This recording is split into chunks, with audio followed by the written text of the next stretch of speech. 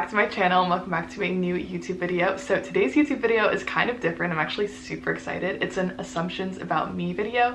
So I asked you guys on Instagram to answer some assumptions about me, mostly friends, but also some people that don't really know me that well. So it was kind of cool to see what people's assumptions about me were.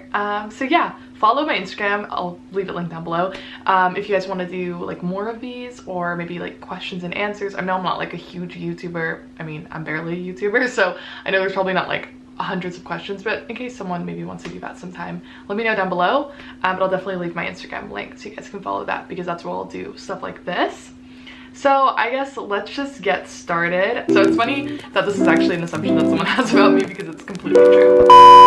You've hooked up with a lot of guys. Okay, next one. You make up / fake a lot of stories for your YouTube videos. You're really confident. Rich, but only because someone told me. So the first one is, you're just studying medicine to become rich. Okay, so interesting assumption. I honestly think like you would not be able to study medicine if you're just doing it for the money, because it's such an intense school. Like, I know a lot of people who started it and were like, I don't know what I want to do with my life, and dropped out after the first or second year, because like it's a lot. You have to really love it, I think, to go through like 8 years of school in order to, or more, to like get there. So yeah, I'm not doing medicine. I genuinely really love it. Like, I was that kid who was like, I want to be a doctor. So I guess this assumption is false. But yeah, I think, I mean, I'm sure there are people out there who just do it for the money, but it's definitely a long road to get there, and I feel like there are easier ways if you just want to do something to get rich. The other one, you never have to study to get good grades. So this one is kind of true. When I was in like high school, I like didn't study. I mean, I studied, like I would always do my homework and stuff, but I didn't really have to like study like crazy. I would like have my Netflix open and study and like get good grades. When I got to uni, it was very different. I put like all my effort into it, and I didn't even like pass a lot of exams. Obviously like uni's a different level, and med school maybe even a different level than that. So yeah, this used to be me, but not at all. And now with my master's, I just like genuinely really enjoy the content, so I do put a lot of work in, and I get good grades, but I think it's because I'm like genuinely liking it and putting in a lot of work. Okay, next one. You make up / fake a lot of stories for your YouTube videos. No, actually not. I know that might be kind of hard to believe, but I'm genuinely someone who puts myself out there a lot. I do go on a lot of dates, and for some reason like weird stuff happens to me. So no, they're definitely not fake. I mean, sure, maybe like I would over exaggerate something in a story. Like I would be like, oh my god, it was like so awkward, when in person it might have been like okay. But I'm definitely not faking any of the stories. Everything like has actually happened to me. So yeah, no. I wish sometimes that the stories were fake, but they're just genuinely what my life is like. So yeah, but I think that's just the thing of like putting yourself out there. I think the more you date, the more of these like stories you get, and that's why you're probably seeing more. I do have to admit, if you're talking about more vlogs, I will sometimes like vlog things that I think are going to be interesting. So like I won't necessarily go and do something for the vlog, but if I've been wanting to, say in London, like explore something, I'll wait until a day that I'm vlogging, because I'm like, oh, this might be interesting for you guys to see. But no faking of content over here. Okay, this one is also kind of like Fellow Friday related, I guess. You've hooked up with a lot of guys. I mean, I feel like this is such a personal perception what a lot is.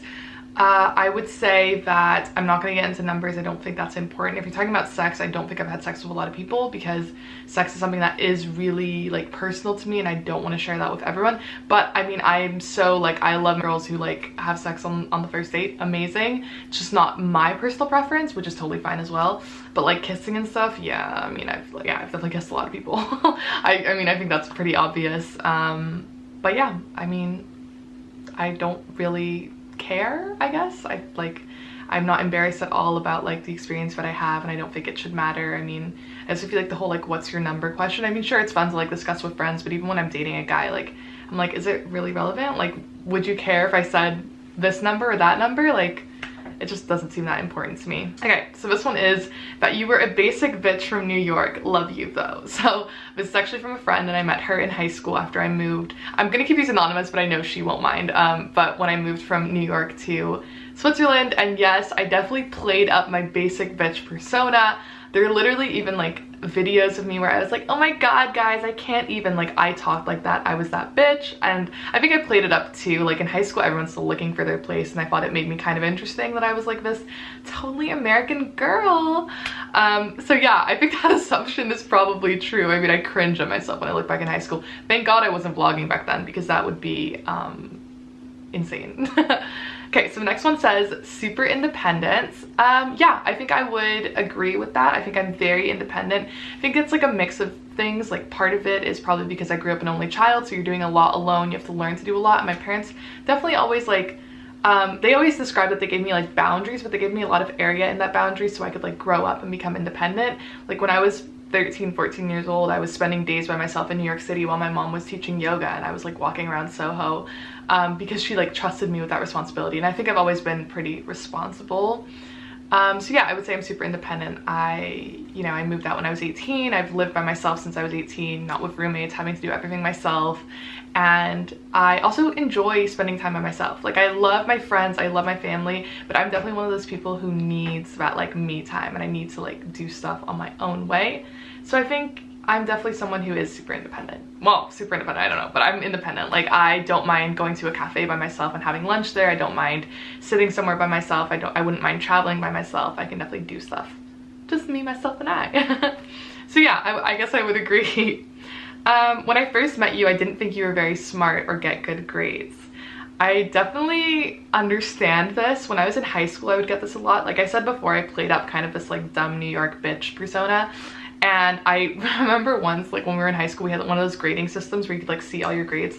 And I was logging into my grading system, and this girl was sitting next to me, and she was like, wait, I didn't know you got good grades. I was like, oh fuck. I don't come across like I'm smart. But yeah, I mean, I think I could see this, why people assume this. Like if you were just looking at my Instagram maybe and my YouTube, I might come off as like a bit superficial. But for people who know me, I mean, I'm doing a second master's, I'm in medical school, I want to be a doctor, I'm doing research. I do think I'm pretty smart. So yeah, I mean, I guess it's an assumption that I get. You're clumsy. Okay, yes, this is true. I am extremely clumsy. I've broken like, I don't even know, probably 10 plus bones in my life, all from accidents, and I've dislocated my knee a lot from accidents. I had surgery on both my knees, and I'm extremely clumsy. Even now, like in Amsterdam with the weather, like it was really icy the past few months, and I fell twice. Like twice I broke 2 leggings because I fell on ice and like completely ripped open my knees on both sides. So yeah, I'm just one of those people who doesn't have that like natural balance. I'm extremely clumsy. I drop glasses all the time, I drop dishes, I'm clumsy. So it's funny that this is actually an assumption that someone has about me, because it's completely true. You're quick to throw a tantrum.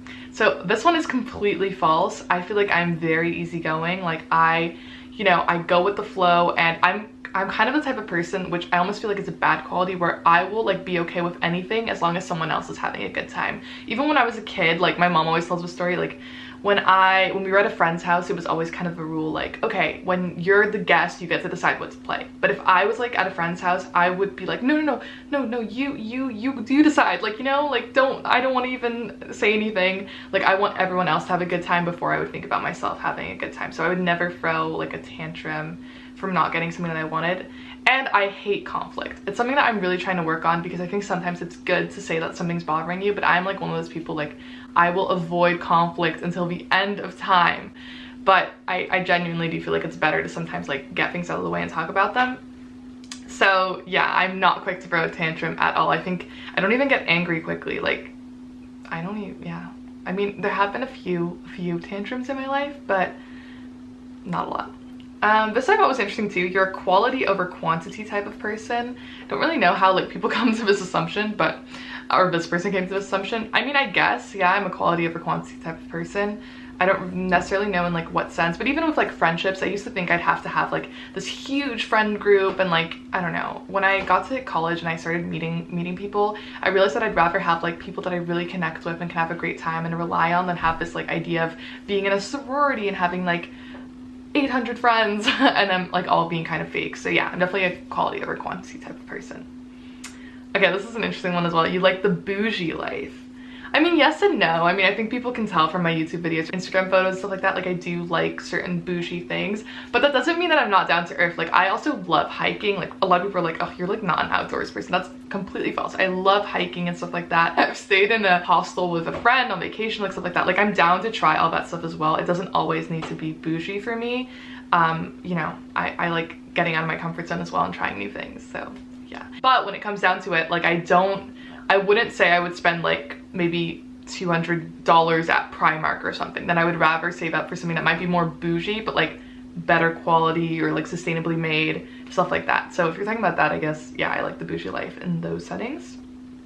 Yeah, this was another one I thought was really interesting. This is also from someone who I don't think knows me that well, so I thought this was cool that someone said that. You're really confident, which that is so nice to hear. I don't think I'm confident like at all. I know we all like struggle with our own insecurities, but I'm definitely someone who's pretty insecure about a lot of things. I'm trying to work through that, and I'm trying to like, you know, become more confident.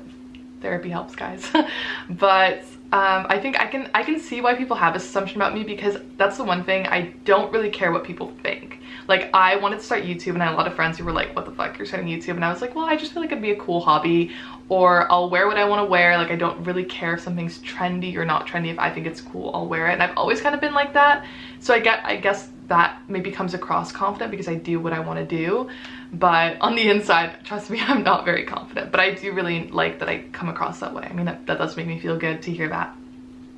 This was another one, super friendly and confident. Hope we can do something in person soon. Someone from my master's who hasn't met me yet, so I thought that was kind of cool. I'm glad I come across friendly. I'm definitely pretty shy. Maybe that doesn't come across like on Zoom or something, because I think in like Zoom classes I can talk if I'm like interested in the subject.